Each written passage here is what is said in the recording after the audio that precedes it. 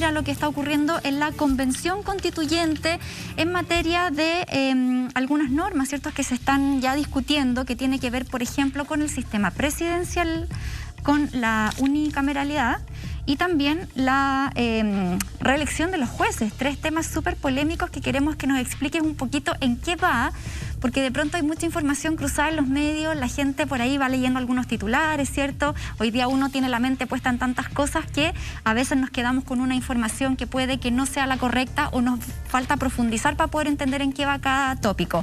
Partamos con el sistema del presidencialismo, que es lo que se está discutiendo ahora, que entendemos sería un sistema que incluye un vicepresidente y una reelección automática por 4 años más, si es que así lo quiere la ciudadanía, por supuesto, un poco lo que hace hoy día Estados Unidos, el régimen que tiene hoy día Estados Unidos, ¿cierto? Sí, tiene Perú también, hay varias experiencias parecidas. Claro, uno de los desafíos que se ha planteado al momento de enfrentar este proceso constituyente es la desconcentración del poder, porque Chile es muy centralista, es muy hiperpresidencialista, porque tenemos una herencia portaliana, una herencia muy autoritaria, pero además una constitución del 80 que la acentuó tremendamente. ¿Y en qué se expresa el hiperpresidencialismo en Chile? Ya el presidencialismo es bastante concentrado en su poder, pero aquí hay además una serie de iniciativas exclusivas del presidente, iniciativas exclusivas de ley, o sea, hay materias de ley, todas aquellas que royen gasto, por ejemplo, que solo puede, respecto a las cuales solo un proyecto de ley del Ejecutivo puede iniciar una transformación. Nadie más maneja la billetera fiscal, finalmente. Exacto. Además tiene derecho a veto, o sea, durante la tramitación del Parlamento, el presidente puede vetar una norma y por lo tanto intervenir en otro poder del Estado. Además tiene las iniciativas de urgencias, ordena qué se ve y qué no se ve, qué se legisla y qué no se legisla a través de la calificación de las urgencias, suma, simple, despacho inmediato, las distintas categorías. Entonces Chile es un sistema muy presidencialista y muy centralizado. De ahí que se pusiera en cuestión ese régimen, pero hay una cierta unanimidad en mantener el presidencialismo que es propio de la región, claro. Además. Tiene que ver con el origen de nuestra democracia, de las características de nuestra colonia, y hay que mantener regímenes políticos. Hay distintos, hay parlamentarismos, hay semipresidencialismo, hay presidencialismo, pero todos tienen virtudes y defectos, y normalmente lo que hace la ciencia política es tratar de buscar un régimen que se adecue mejor a la cultura nacional. Y hay cierto consenso en que el presidencialismo atenuado, morigerado, con menos atribuciones es el mejor.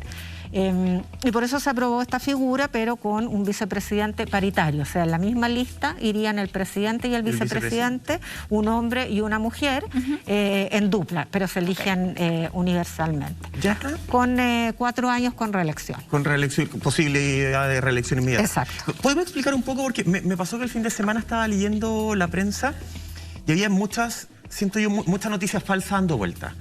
Muchas noticias de, oye, se aprobó esto, oye, no, rechazaron el derecho a la propiedad privada, entonces ya no tenemos derecho a la propiedad privada, no, me van a quitar esto, qué sé yo.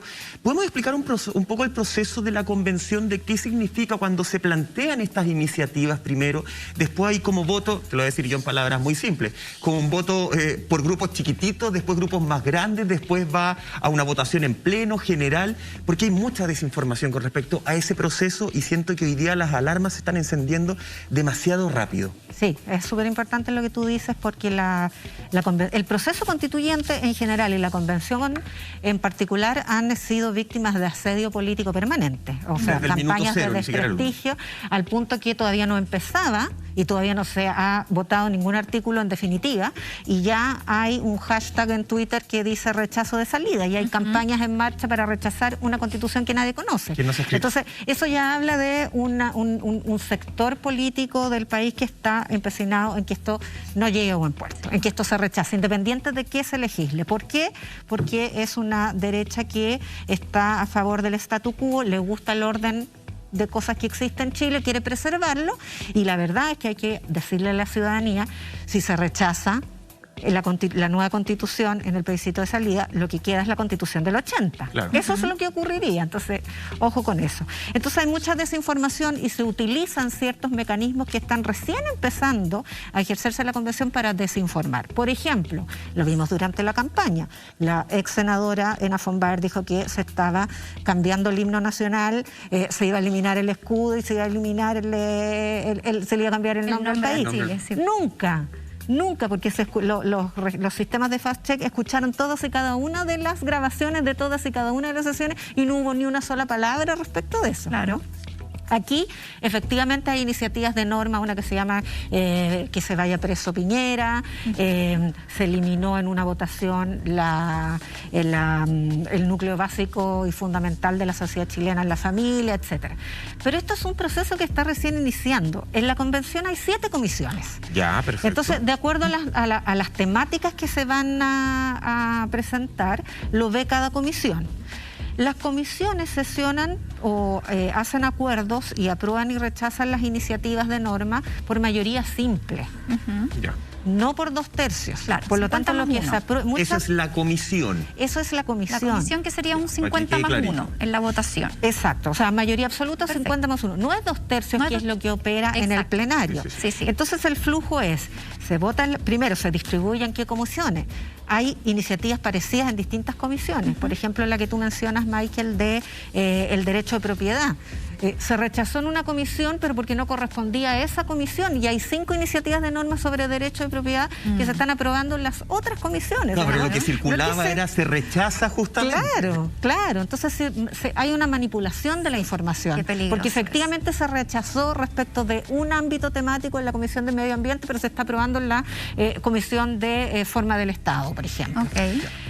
Pero el proceso es súper gradual, lo que pasa es que tiene que ser muy veloz porque tiene poco tiempo, pero es primero en comisión la idea de legislar, o sea, ya, hagamos una norma constitucional sobre este tema. Luego se vota en particular, que es el detalle de eso. Claro. Estamos en la idea de legislar en comisión. Viene la votación en particular en comisión, luego se hace un informe completo que va al plenario. Y en el plenario es donde recién se toman los acuerdos por 2/3. Entonces van a llegar al plenario muchas cuestiones controvertidas porque van a haber sido aprobadas solamente por mayoría absoluta y no por 2/3. Entonces lo que hay aquí también es finalmente una tendencia que la Constitución va a ser bastante minimalista porque todos estos acuerdos o todas estas votaciones la mayoría se van a caer porque concitan mayoría en las comisiones, pero no una mayoría de la envergadura que se requiere en el plenario. Diana, ¿al plenario van llegando a medida que van saliendo de estas comisiones? Claro, ¿O es como tenemos una fecha, desde ahora ya tenemos que empezar a ponernos las pilas en el plenario y empezar a votar justamente porque estamos contra el tiempo? No, hay un cronograma. Las iniciativas se tienen que votar hasta mediados de febrero y de ahí empiezan a verse en el plenario. Ya, o sea, mediados de febrero ya empezaríamos con esa etapa.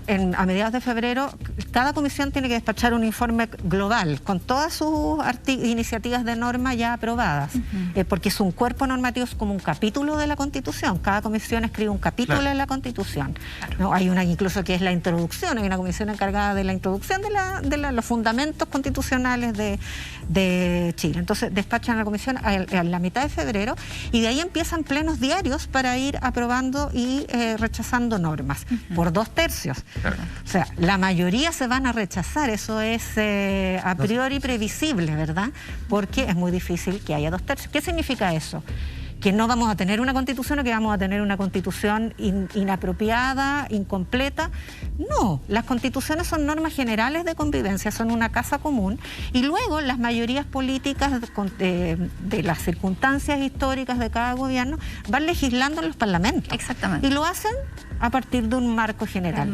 Pero puede haber una concepción del derecho de propiedad minera, por ejemplo, el derecho de agua, sobre la base de una construcción, un acuerdo general de que esto tiene que estar limitado por el interés general, pero en ese marco se puede hacer una ley que vaya en una dirección y después se hace otra ley que va en otra dirección, porque hay mayorías parlamentarias que se renuevan cada 4 años. Entonces, la Constitución no termina, no agota la historia de Chile, la abre, la inicia. Exacto. Y lo más probable es que sea bastante minimalista, o sea, va a tener un esquema general. Y eso empieza entonces el 14 de febrero hasta el día 27 de abril. Ya. Donde se terminan de votar, pero va a quedar, como son votaciones parciales, parceladas, van a quedar contradicciones entre un capítulo y otro. Entonces viene un proceso que ellos llamaron de armonización de normas. Ya, ¿y en qué consiste? Donde organizan, ven bien si hay una norma en contradicción con otra, etcétera. Y eso de nuevo se somete a la discusión del Pleno. Entonces el flujo de la norma tiene muchísimas etapas y es bueno entonces en la medida en que se vayan aprobando y generando controversias en torno a lo que se aprueba, distinguir en qué etapa está y por lo tanto cuánto espacio queda para perfeccionarla. Y cuánto de realidad tiene, por eso es importante la explicación que tú estás dando, Yasna. Yo por lo menos, Monty, no la había escuchado. Me parece súper importante porque eso nos trae un poco a la calma. De verdad, el fin de semana, la semana pasada, tipo miércoles, empezó a salir un alarmismo en las redes sociales con el tema del Estado plurinacional, con el tema justamente del derecho a la propiedad privada, y toda la gente como casi que ya estuviera escrito en cuaderno. Y hay también un tirón de orejas para algunos medios de comunicación, sobre todo online, que usan unos titulares que son alarmistas, que básicamente para generar el clic, pero hay mucha gente, y nosotros lo hemos dicho acá, que se quedan solamente con el titular. Sí, claro. No entran a leer el cuerpo de la noticia. Sí, o sea, según lo que tú nos explicas, funciona bastante parecido a cómo funciona hoy día el Congreso. Tiene más o menos esas instancias. Sí. Ahora, recordar también que hubo un proceso de iniciativas populares de norma que, por lo que entiendo, se pueden firmar hasta mañana. Entonces también estas comisiones tienen que recoger todas las solicitudes que emergen desde la misma ciudadanía, desde individuos o de grupos, y de ahí será el filtro de las que generaron estas 15.000 firmas como mínimo que se necesitaban para poder llegar a la convención y ser discutidas. Por lo tanto, es un proceso, como dices tú, bastante extenso, pero dentro de un tiempo muy acotado. Entonces tienen que hacer mucha pega, tienen que pasar por varias instancias, y lo bueno es eso, que la información se dé a conocer y no nos dejemos llevar por los hashtags que aparecen en Twitter, porque yéndonos, por ejemplo, al tema que ponías tú de este rechazo de salida, en donde muchos reclaman que esta va a ser la convención o la constitución de unos pocos. Entonces uno dice, pero ¿cómo va a ser la constitución de unos pocos si el 80% de los que fueron a votar votaron por cambiar la constitución? Entonces también hay mucha manipulación, y la gente que quizás está menos vinculada o que se informa menos, porque, insisto, no es por ignorancia ni por desidia, muchas veces la gente está muy ocupada, tenemos todos una vida muy ocupada. La gente que tiene niños, que la pega, que trasladarse, etcétera. Claro, a veces no da el tiempo para leer el artículo completo, pero sí es importante que si a uno le interesa saber algo, que se tome 2 minutos, 3 minutitos para leer una noticia y poder entenderlo de manera correcta, porque si no vamos a empezar a generar muchos malos entendidos. Vámonos con otro tema que se está tocando, que tiene que ver con el Congreso unicameral. Aquí se quiere eliminar el Senado, dejar solamente el Congreso con una gran cámara, y es donde se votarían todos estos proyectos. ¿En qué va esa discusión, Yasna? También eso se aprobó en general en la Comisión de Sistema Político. Y ojo, fue una iniciativa que concitó, igual que el sistema presidencial, que concitó el acuerdo de la UDI y el Partido Comunista, y el rechazo de otro. O sea, aquí no hay un enfoque ideologizado en la discusión del régimen político, porque son cuestiones súper técnicas finalmente, más que ideológicas, salvo este enfoque. Distintos el Estado plurinacional, distintos el rol de la propiedad, el rol social de la propiedad privada, etcétera. Lo que se va a discutir en la Comisión de Medio Ambiente, lo que se va a discutir en forma del Estado, pero las materias de régimen político son súper transversales y concitan alianzas muy raras de repente. Claro, pero claro, la idea del unicameralismo, existe unicameralismo en la mayor parte de creo que más de 100 países, estuve documentándome el fin de semana, grandes democracias nórdicas, por ejemplo, que tienen una sola cámara. Lo que pasa es que está destinado a desatochar el sistema legislativo. Generaría más agilidad en la aprobación de las leyes. Claro, ahora, el problema es, queremos más agilidad, pero también sin perder calidad. Entonces ahí ahí es donde se discute para qué sirve una cámara revisora, porque nosotros tenemos en Chile 2 cámaras espejo, hacen el mismo trámite 2 veces, ¿no? Con la diferencia que como una tiende a tener una representación de territorios más grandes y son menos personas y es más territorial, tiende a morigerar, tiende a amortiguar ciertos proyectos que son muy audaces en ciertas transformaciones. Eso es lo que ocurre con el Senado. Entonces hay distintas ideas. Una es eliminarlo, pero ampliar la Cámara de Diputados y establecer un sistema de elección de parlamentarios de distintas maneras. Uno territorial, o sea, como conocemos hoy día por distrito, y otros por listas nacionales para fortalecer a los partidos, por ejemplo. Que hay, o sea, se están explorando distintas formas de organización del Parlamento, todas con ventajas y desventajas, pero están aprobadas todavía en general. Y esa que tú dices, la eliminación del Senado es una de ellas. Genera mucho temor porque el Senado ha tendido a morigerar, pero por otro lado, una sola Cámara subrepresenta a las regiones. En general los senados, y la idea que existe en otras iniciativas que están propuestas, es que sea territorial. O sea, allí que valga lo mismo el representante de Magallanes, el representante de Iquique y el representante de Santiago. Porque hoy día las representaciones son en proporcionalidad a la población. Claro. Por lo tanto, Magallanes está subrepresentado, Arica está subrepresentado y el centro está sobrerepresentado porque tiene más población. Claro. Entonces, las ideas alternativas son esas, que haya un Senado más territorial, que tenga algunas atribuciones, pero no un espejo de la Cámara de Origen que repita el mismo proceso legislativo 2 veces, ralentizándolo de la manera que lo hace hoy día.